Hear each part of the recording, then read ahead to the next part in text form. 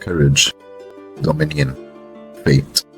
These are the qualities that build the foundation of our world, shaping the very essence of life for Vikings and dragons alike. But what if such rules no longer applied? What if the small choices, the tiniest acts of courage or fear, changed everything? In this series, we will explore an infinite amount of alternate timelines and ponder the question, what if?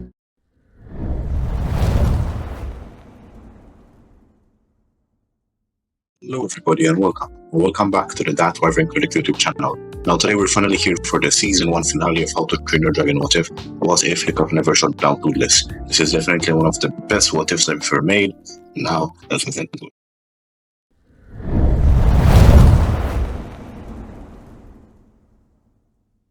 Without shooting down Toothless, Hiccup remains an awkward and overlooked outcast in Berk.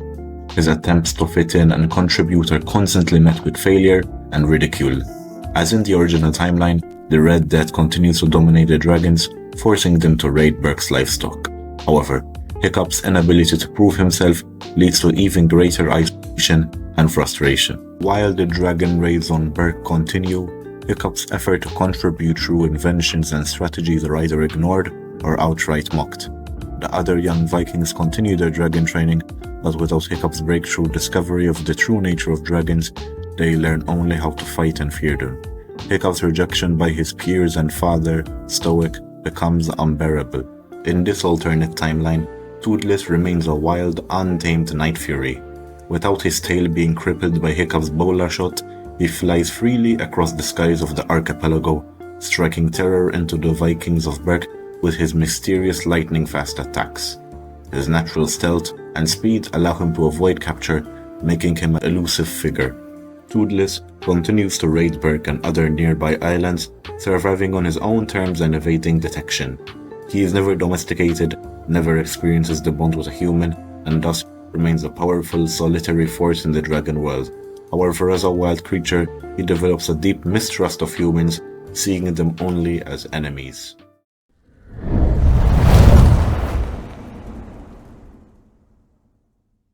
Without the bond with Toothless, Hiccup's frustrations with his life on Berk grow unbearable. During the events of Riders/Defenders of Berk, Hiccup becomes increasingly withdrawn, losing hope of ever proving his worth to his father or the village. Stoic, who hoped Hiccup would someday find his place among the Vikings, is disappointed by his son's continued failure to conform to the warrior ways of Berk. During a particularly harsh dragon raid, where several houses are burned and livestock is lost, Stoic confronts Hiccup, frustrated by his son's perceived uselessness. The conversation is a breaking point for Hiccup, who realizes that he will never be what his father or the village wants him to be. Feeling abandoned, he leaves Berk in secret, fleeing to a place where he might be valued. After several days at sea, Hiccup would crash land on Berserker Island and encounter Dagger the Deranged, the leader of the Berserkers. Dagger, a reckless and dangerous Viking, sees potential in Hiccup's sharp mind. Even if Hiccup lacks the physical powers of a warrior, Dagger, always interested in finding new ways to dominate dragons, persuades Hiccup to join him, promising that together they can harness the power of dragons for their own benefit.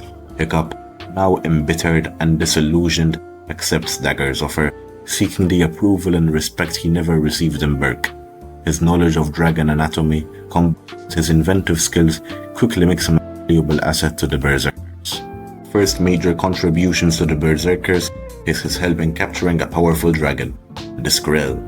Using his knowledge of dragon biology, Hiccup devises a plan to trap the Skrill and weaponize its immense electrical power. This success earns him Dagger's trust and solidifies Hiccup's place in the Berserkers, but it also marks the beginning of his darker path. As Hiccup's skills grow, he becomes one of the Berserkers' top strategists and inventors. His time with Dagger leads to more successful dragon raids, capturing rare and dangerous species that are used to strengthen the Berserker army.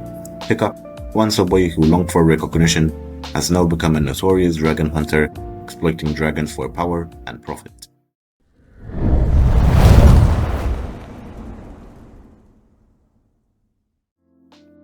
As How to Train Your Dragon 2 unfolds, Drago Bloodfist the warlord who seeks to dominate all dragons begins to rise in power. In this alternate timeline, Drago's conquest is accelerated by the existence of the Berserker's dragon army, which Hiccup helped build. Drago, seeing as a rival, sets his sights on the Berserkers, leading to a brutal war between the two forces.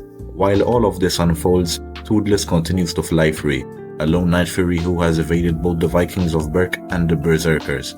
However, his freedom is threatened by Drago's growing army of enslaved dragons. Toothless, while powerful, is still one dragon against many. Eventually, Drago makes an offer to Dagger and Hiccup. Join him in his conquest to conquer the dragon world or be destroyed. Dagger, always eager for power, considers the offer, but Hiccup is more wary. He sees Drago's brutal methods and realizes that the warlord's ambitions could destroy everything, including the Berserkers. Without Hiccup leading Berk into peace with dragons, the village remains under constant threat from both dragons and rival Viking clans. When Drago's army eventually invades Berk, the village is ill-prepared. Stoic leads his people in a desperate defense, but without Hiccup's innovations or dragon riding skills, Berk struggles to repel the attack. In this alternate timeline, Stoic's death still occurs, but not during an act of sacrifice to save his son and Toothless. Instead, Stoic dies in battle, defending Berk from Drago's forces. This death hits Hiccup hard when he learns of it, pushing him further into self-loathing and guilt. Though Hiccup has turned his back on Berk, the loss hurts him deeply. The second movie ends off with Drago killing Valka and her bewilderbeast, and him taking control of the entire barbaric archipelago.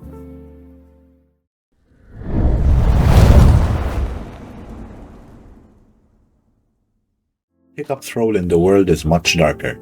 He is no longer the boy who dreamed of flying with dragons, but a man who helped enslave them. Drago's war for dragon domination has consumed the archipelago, and the balance of power is shifting toward total control of dragons. Toothless, still wild and untamed, eventually discovers the Hidden World, the legendary home of all dragons. He finds refuge there along with other dragons fleeing Drago's reign. However, Hiccup, now aware of the Hidden World's existence, begins to formulate plans to find and exploit it for Dagger, or perhaps for himself.